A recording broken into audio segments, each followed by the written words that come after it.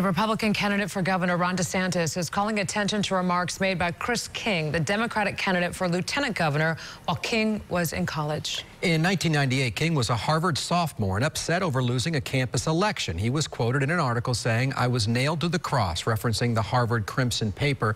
King reportedly said most of the editorial staff that was so hard on me, the vast majority, were Jewish.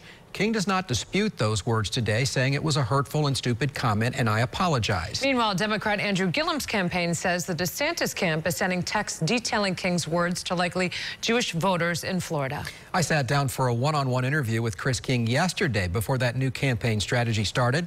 It was not part of the 30-plus question and answer session from earlier Thursday afternoon. Well, it's great to be back. Chris King is back in Central Florida, but not for long. He's crisscrossing the state to try and keep Andrew Gillum's lead in the polls increasing. He made this opportunity something that I couldn't say no to. Not only would Gillum King break a 20-year Republican hold on the post, Gillum would also be the first African-American to win statewide office in Florida. If Mayor Gillum gets elected, they are going to feel the difference come next January, and I think that's what people are really watching. And watching for more on an FBI probe into suspected corruption in Tallahassee and possible links to Mayor Gillum. Has he explained any of this to you? Sure, he's communicated to me, and I believe him that he did not do anything wrong.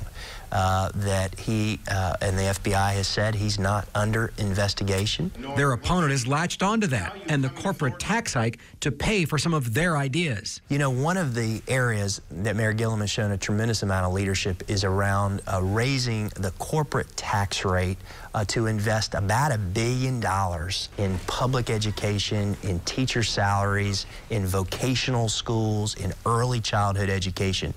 We believe it could be a game changer from Florida. King said only 3% of businesses would pay that amount, and they actually won't be paying more than they are now, thanks to the Republican tax plan signed by President Trump. Who do we want to be?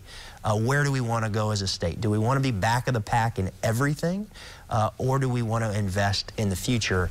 And that's what I think we get with Mayor Gillum. We have offered similar opportunities to speak one-on-one with Republican candidate Ron DeSantis' camp and are waiting to hear back.